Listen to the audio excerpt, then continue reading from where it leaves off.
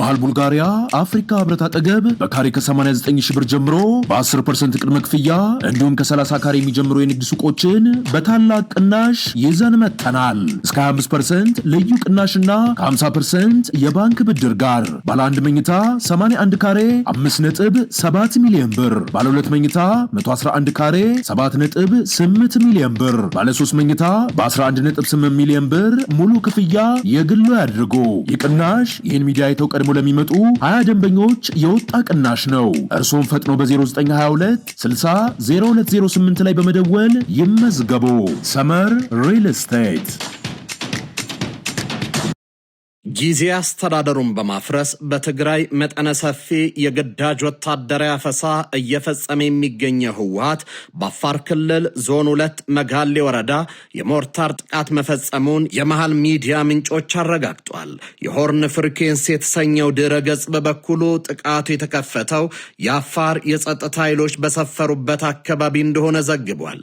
የጉዳቱ መጠን በግልጽ ባይታወቅም ድንጋጤ መፍጠሩን ነዋሪዎች ገልጸዋል። ጥቃቱ በደረሰበት አካባቢ የአፋር ክልል የጸጥታ ኃይሎች የነበሩ ቢሆንም ከጥቃቱ በኋላ ምንም አይነት አጸፋዊ ማጥቃት እንዳልሰነዘሩ እማኞች ተናግረዋል። በቅርብ ወራት ውስጥ በአካባቢው ተመሳሳይ ጥቃት መመዝገባቸውን የአካባቢው ምንጮች ይገልጻሉ። ከዚህ ቀደም በአካባቢው ህወሓት በፈጸመው ጥቃት 2 ንጹሃን ዜጎች መገደላቸው የሚታወስ ነው። የትግራይ ታጣቂዎች በአካባቢው ጥቃት የፈጸሙት በፌዴራል መንግስቱና ህወሓት መካከል ያለውን ውጥረት ባየለበት ወቅት ነው። ከቀናት በፊት ዶክተር ጌዲዮን ጢሞቴዎስ በሰሜን ኢትዮጵያ አዲስ ግጭት ሊቀሰቀስ ይችላል ሲሉ ማስጠንቀቃቸው ይታወሳል። እና የህወሓት የምስራቁ ጥቃት ምን ያመለክታል? በ2013 ይፋዊ ጦርነት ከመታወጁ አስቀድሞ ወደ አማራ ክልልም ሆነ ወደ ኤርትራ ተኩሶ ነበር። ይህ የአፋሩ ጥቃት ህወሓት በክረምት ለመጀመር ላሰበው ጦርነት አዲስ ፍሽካ ነው ሲሉ ተንታኞች እየተናገሩ ናቸው። መሃል ሚዲያ ትንታኔውን በዚህ ዙሪያ ያደርጓል። አብራችሁን ትቆዩ ዘንድ በአክብሮት ጋበዝን።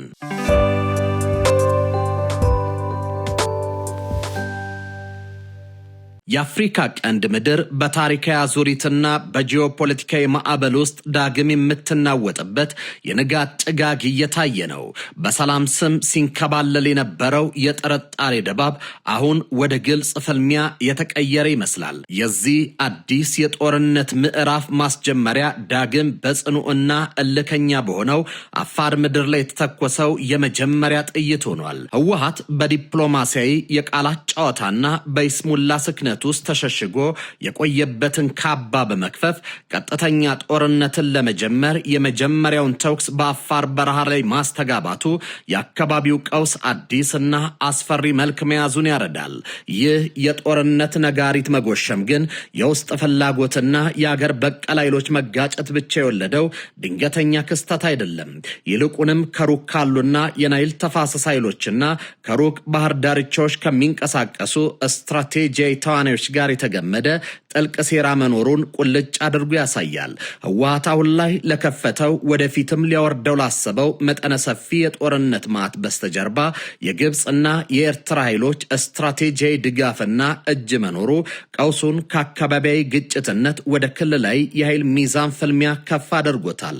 በካይሮና በአስመራ በኩል የሚመነጩት የረዥም ዘመን ስጋቶችና ፍላጎቶች ከህወሓት የዳግም መነሳትና የስትራቴጂያዊ በላይነት ምኞት ጋር መጋጠማቸው የምስራቅ አፍሪካ ምድር ወደ ማይቀረው የታሪክ አዙሪት ውስጥ እየከተታት ይገኛል። የአፋር ምድር በተኩስ መናወጥ የኢትዮጵያን የውስጥ ደህንነት ብቻ ሳይሆን መላውን የቀይ ባህርና የየብስ መስመር የሚፈታተን የጂኦፖለቲካዊ ፍንዳታ መነሻ ነው። ይህ በሶስትዮሽ ዘንግ በግብፅ በኤርትራና በህወሓት መካከል የተፈጠረው ያልተቀደሰ ጥምረት በቀጠናው ላይ አዳዲስ ያሰላለፍ ለውጥ ለማምጣት የታለመ ከመሆኑም በላይ የምድር ሉዓላዊነትና የህዝቦችን ሰላም ዋጋ የሚያስከፍል አደገኛ ቁማር ሆኖ ይታያል። ታሪክ ራሱን በሚደግምበት በዚህ አስቸጋሪ ወቅት በአፋር ምድር የተለኮሰው እሳት የትውልዱን መጻኢ ዕድልና የቀጠናውን የፖለቲካ ካርታ የሚቀይር የጦርነት ማዕበል ይዞ መምጣቱ የማይቀር እውነታ ሆኖ አግጦ ወጥቷል። ታሪክ ራሱን ባሮጌውና አስፈሪው አዙሪት ውስጥ መልሶ እየከለሰ ይመስላል። ህወሓት በ2013 ዓ.ም የሰማዩን መጋረጃ የክረምት የክረምቱን መልክዓ ምድራዊ አስቸጋሪነት ተገን በማድረግ የከፈተውን መጠነ ሰፊና አውዳሚ ጥቃት በድጋሚ ለመድገም አሁን ባለው የክረምት ወራት ውስጥ ታላቅ የጦርነት ማዕበል ለመቀስቀስ ስልታዊ ዝግጅቱን እያጠናቀቀ ይገኛል። የክረምቱ ዝናብ ለምድር በረከትን ለአዝመራ መሆን ሲገባው ዳግም የደምና የባሩድ ጎርፍ ለማውረድ ታክቲካዊ ሽፋን ሆኖ መመረጡ የፖለቲካውን መስቀልቀል ወደ ላቀ አስፈሪ ምዕራፍ ያሸጋግረዋል። ይህ የክረምት ጥቃት እቅድ ግን በውስጥ አቅምና በአገር በቀል ስብስብ ብቻ ይቆም አይደለም። ይልቁንም የጂኦፖለቲካዊ ፍላጎቶቻቸውን በኢትዮጵያ መዳከም ላይ የሚገኙት የሩቅና የቅርብ ኃይሎች በስተጀርባ ሆነው የገነቡት ግዙፍ የኃይል መረብ ውጤት ነው። ግብፅና ኤርትራ የራሳቸውን ስልታዊ ቀጠናዊ በላይነት ለማረጋገጥ ለህወሓት እጅግ ዘመናዊና ከፍተኛ የሆነ የጦር መሳሪያ ድጋፍን በማንጋጋት የዚህን አዲስ ጦርነት እቶን እያቀጣጠሉት ይገኛሉ። የናይል ውሃ ሙግት ስጋትና የቀይ ባህር ስትራቴጂያዊ ቁማር ተጋምደው በከባድ የጦር መሳሪያ አቅርቦት መልክ ወደ ሰሜኑ የታሪክ አውድማ እየፈሰሱ ናቸው። ይህ ከፍተኛ የጦር መሳሪያ ክምችትና የውጭ ኃይሎች ያልተቆጠበ ስልታዊ ትከሻ የህወሓትን የ2013ቱን ወታደራዊ ትዝታ በማንቃት በክረምት ጭጋግ ውስጥ አዲስ የጥፋት አውሎ ነፋስ ለመቀስቀስ ታስቦ የተዘጋጀ አደገኛ ሴራ ነው። ተፈጥሮ በዝናብ ስትታጠብ፣ የምስራቅ አፍሪካ ምድር ግን በታሪካዊ ባላንጣዎች በተቀነባበረ የጦር መሳሪያ ዝናብና በጥፋት እቅድ ልትናወጥ ጫፍ ላይ መድረሷ የቀጠናውን ሉዓላዊነትና የኃይል ሚዛን በእጅጉ የሚፈታተን የታሪክ ክስተት ሆኖ ተመዝግቧል።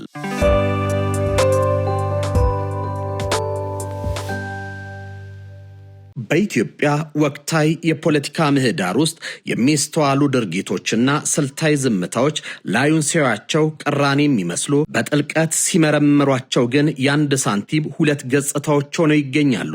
ህወሓት በግጭትና በጦርነት ለማትረፍ እየሰራ ይገኛል። የኢትዮጵያ መንግስትን ዘላቂ ሰላምን፣ ሉዓላዊነትና ብሔራዊ አንድነትን የማረጋገጥ ፍላጎት መነሻ በማድረግ የትግራይ ልሂቃን ጥያቄዎች ሲመረመሩ በዲያስፖራው የጽንፈኝነት ጎራና በታሪካዊ የውጭ ተላላኪዎች ዘንድ የሚታየው አስገራሚ መናበብ የፖለቲካ ቁማሩን አውዳሚ ገጽታ ቁልጭ አድርጎ ያሳያል። የደብረ ጽዮን ህወሓት ያወጣውና በብዙዎች ዘንድ የጫካ ህግ ተብሎ የተፈረጀው አዋጅ በዲያስፖራ የሚገኙ የአማራና የኦሮሞ አክራሪዎች እንዲሁም የኤርትራ ፍላጎት አራማጆች በዝምታ መደገፋቸው ከርዕዮተ ዓለም ስምምነት የመነጨ አይደለም። ይልቁኑ ማዕከላዊ የፌዴራል መንግስትን አቅም ለመበተንና ሀገራዊ መረጋጋትን ለማደናቀፍ ካላቸው የጋራ ስልታዊ ፍላጎት የመነጨ ስውር ስሌት ነው። መንግስት በሰሜኑ የሀገሪቱ ክፍል የተጀመረውን የሰላምና የልማት ጉዞ አጠናክሮ እንዳይቀጥል በትግራይ ክልል ውስጥ የሚፈጠር ማናቸውንም አይነት አለመረጋጋት፣ አምባገነናዊ አካሄድና የህግ የበላይነት መላላት ለነዚህ አፍራሽ ኃይሎች እንደ ትልቅ ዕድል ይቆጠራል።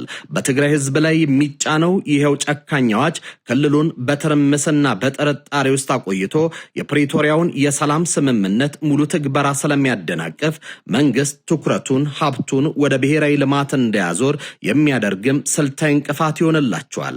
ስለዚህም የነሱ ዝምታ ለደብረ ጽዮን ቡድን ካላቸው ተቆርቋሪነት የመነጨ ሳይሆን የኢትዮጵያ መንግስት የሰላም ጥረት ለማዳከም የተመረጠ አፍራሽ ስልት ነው። በሌላ በኩል የአሜሪካ መንግስት በህወሓት አክራሪዎች ላይ የጣለውን ክልከላና ማዕቀብ እነዚህ ኃይሎች ለማጣጣልና ጦርነት ያቀጣጥላል በሚል ፈረጃ ለማሳነስ የሚሄዱበት ርቀት ከመንግስት ብሔራዊ ጥቅም አንጻር ሲፈተሽ የሴራው ሌላኛው ማሳያ ነው። የኢትዮጵያ መንግስት ፍላጎት በክልሉ ያሉ አክራሪና የሰላም አልባ ስሜቶችን በዓለም አቀፍ ጫና ጭምር በመክታት ዘላቂ ሰላምንና ህገ መንግስታዊ ስርዓትን ማስፈን ነው።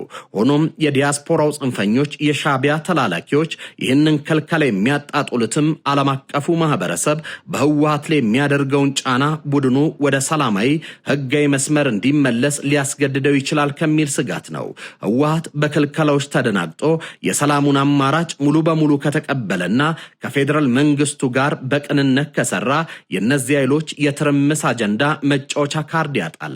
በመሆኑም ቡድኑ እልውስ ገብቶ ወደ አዲስ ግጭት እንዲያመራ ማዕቀቡ አይበግረውም፣ ይልቁንም ነዳጅ ይሆናል የሚል የስነ ልቦና ስንቅ በመስጠት የጦርነት ነጋሪት እንዲጎሰም ይፈልጋሉ። በአጠቃላይ እነዚህ ተጻራሪ የሚመስሉ ኃይሎች በትግራይ ምድር ላይ የሚፈጠረውን አምባገነንነት በዝምታ ማለፋቸውም ሆነ ለአክራሪዎች የሚደረገው ዓለም አቀፍ ተግሳጽም ማጣጣላቸው ለአንድ ዓላማ የሚሰራ የተቀናጀ አፍራሽ ስራ ነው። የኢትዮጵያ መንግስት ብሔራዊ ደህንነትን ለማረጋገጥና የህዝቦች አንድነትን ለማጠናከር በሚያደርገው ጉዞ ላይ እነዚህ ኃይሎች የትግራይን የውስጥ ቀውስና የአክራሪዎችን እልህ እንደ ዋነኛ የብጥብጥ ምንጭ አድርገው ማቆየትን ይሻሉ።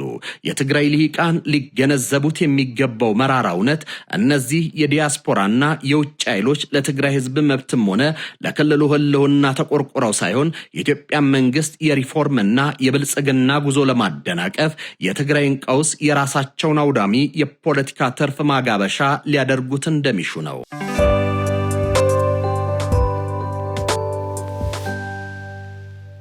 የህወሓት ዳግም ወደ ጦርነት አውድማ ለመዝለል የሚያደርገው መፍጨርጨር በገዛ እጁ የራሱን የሽንፈት አዋጅ ከመጻፍ ተለይቶ የሚታይ አይደለም።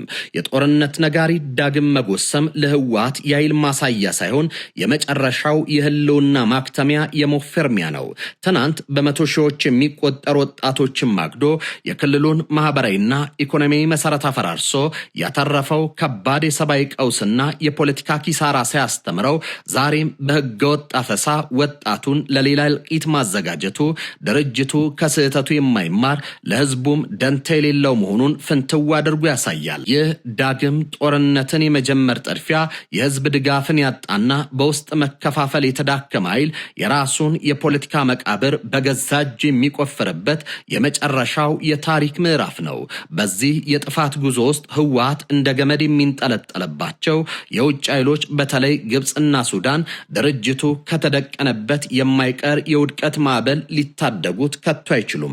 ታላቁን የህዳሴ ግድብ ምክንያት በማድረግም የኢትዮጵያን አንድነት ለመፈተን ቀን ከሌት የምትተጋው ግብፅ ህወሓትን እንደ መሳሪያ ልታዩ ትችላለች እንጂ የድርጅቱን ፖለቲካዊና ወታደራዊ ህልውና እስከ መጨረሻ የምታስጠብቅበት አቅምም ሆነ ፍላጎት የላትም። የግብፅ ውሃ ፖለቲካ ሴራ ከርቀት የሚሸረብ እንጂ በትግራይ ተራሮች ላይ የሚገጠመውን እልህ አስጨራሽ የህልውና ውጊያ ውጤት ሊቀለብስ የሚችል አይደለም። በሌላ በኩል የአልቡርሃን ሱዳን በራሷ የእርስ በርስ የጦርነት እሳት እየነደደች መዲናዋ ካርቱምም በፈራረሰችበትና የራሷን ሉዓላዊነት ለማስከበር በምትቃትትበት በአሁኑ ሰዓት ድንበር ተሻግራ ለህወሓት የህይወት አድን ኦክሲጅን ትሰጣለች ብሎ ማሰብ የፖለቲካ የዋህነት ነው። ስለሆነም ህወሓት ዛሬ ላይ ተማምኖበት ሊገባበት ያሰበው የጦርነት መንገድ ከፊት ለፊቱ ገደል ከኋላው ደግሞ የህዝብ ምሬት የተደቀነበት የጥፋት ጎዳና ነው። የትግራይ ወጣት ከሞት አዙሪት ለማምለጥ ወደ ሱዳን በረሆች ወደ ተለያዩ የሀገሪቱ ክፍሎች በሚሰደድበት ዓለም አቀፍ ማህበረሰብም በድርጅቱ ጸረ ሰላም እንቅስቃሴ ፊቱን ባዞረበት በዚህ አስቸጋሪ ወቅት ጠመንጃው ማንሳት ማለት ራስን የማጥፋት ፖለቲካዊ ሂሳብ ነው። ግብፅም ሆነች ሱዳን የራሳቸው ብሔራዊ ጥቅም እንጂ የህወሓት ህልውናን ለማዳን የማይዘምቱ መሆናቸው ግልጽ በሆነበት እውነታ ህወሓት ጦርነት ከጀመረ የሚያጭደው ነገር ቢኖር የተፋጠነና የማይቀለበስ ታሪካዊ ሽንፈትን ብቻ ነው። የምርጫ የሰላም በር በቋሚነትን ዘግቶ የድርጅቱን ፍጻሜ በገዛ ደሙ የሚያትም አሳዛኝ የውድቀት ማሳያ ነው። በመሃል ቡልጋሪያ አፍሪካ ህብረት አጠገብ በካሬ ከ89 ሺህ ብር ጀምሮ በ10% ቅድመ ክፍያ እንዲሁም ከ30 ካሬ የሚጀምሩ የንግድ ሱቆችን በታላቅ ቅናሽ ይዘን መጥተናል። እስከ 25% ልዩ ቅናሽና ከ50% የባንክ ብድር ጋር ባለ 1 መኝታ 81 ካሬ 5.7 ሚሊዮን ብር፣ ባለ 2 መኝታ 111 ካሬ 7.8 ሚሊዮን ብር፣ ባለ 3 መኝታ በ11.8 ሚሊዮን ብር ሙሉ ክፍያ የግሉ ያድርጉ። ይቅናሽ ይህን ሚዲያ አይተው ቀድሞ ለሚመጡ 20 ደንበኞች የወጣ ቅናሽ ነው። እርሶም ፈጥኖ በ0922 60 0208 ላይ በመደወል ይመዝገቡ። ሰመር ሪል ስቴት